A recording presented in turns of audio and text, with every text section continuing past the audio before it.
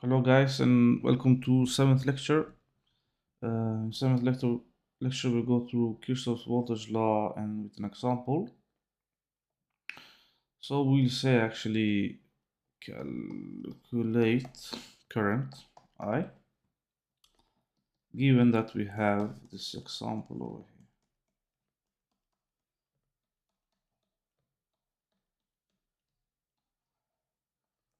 Like that. So we have V, R1, R2, R3, R4. And then we have the current I going through the circuit. We say R1 is 10 ohms, R2 is 10 ohms, R3 is 20, R4 is 10. Okay, so V is 100 volts. Okay, so we did that before actually, so it's not a complicated task, but we need to calculate also the voltage drop over R2 and then the voltage drop over R4 and then the power dissipation or the power from R4. I'll just write PR4 current V2 and then V4. So we need to calculate those. So we said that from Kirchhoff voltage law that we go around and subtract each voltage. So we start with V, so V minus V1 minus V2 minus V3, right? All of these are actually voltage drops, right? So we subtract those when we go around the circuit like that, equal to 0. So this is the formulas, and then we say that the voltage V is just the supply, right? So we can't manipulate that any further. But V1 is R1 times I minus, and V2 is R2 times I. V3 is R3 times I, and V4 is R4 times I, then equal to 0. So we need to solve for the current, so we just, extract the current, and we just multiply in with the rest of our resistors, and then we say that equals to 0. Now we move this term to the other side by adding, right, on both sides.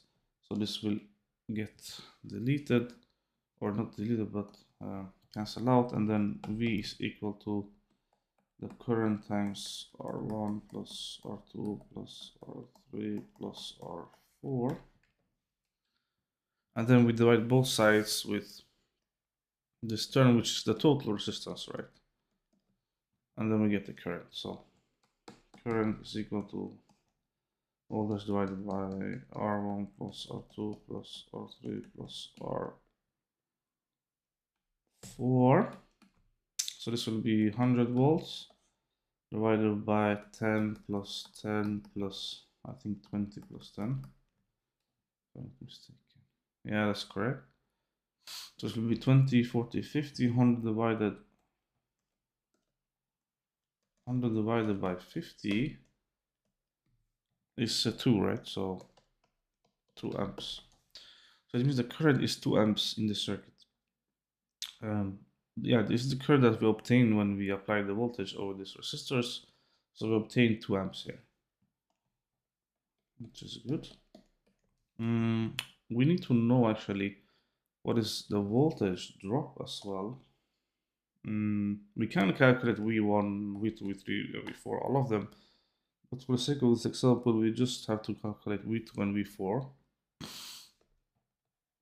So V2 is R2 times the current, and V4 is R4 times the current.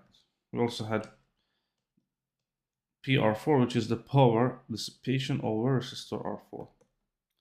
And we said that power is equal to voltage times current. So it will be, of course, has to be the voltage drop over R4. So V4 times the current.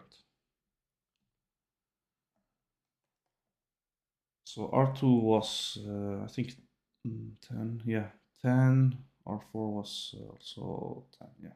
So 10 times 2 is 20 volts.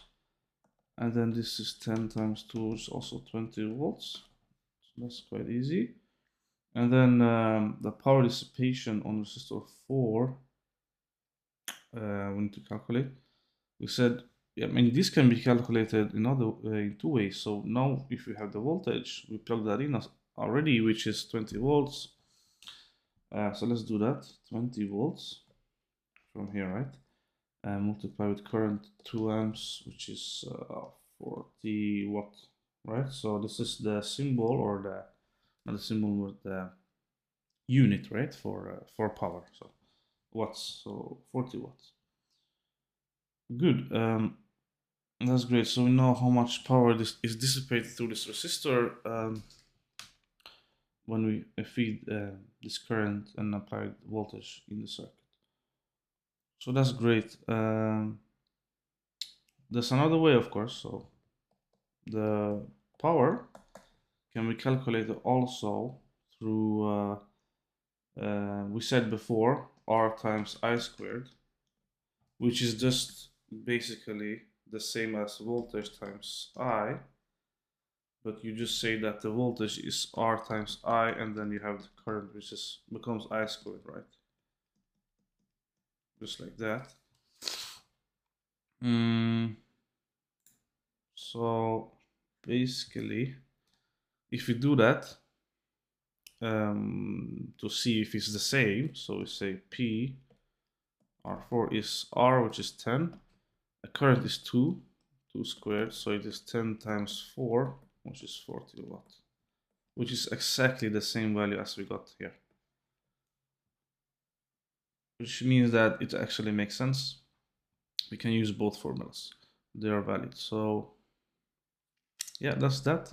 Quite simple example, I would say.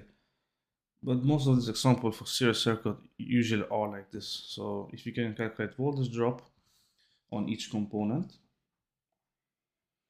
if you can calculate the current through a circuit and the total voltage, and you can calculate the resistance, the total resistance, then you actually have come quite a long way actually. So that's really good.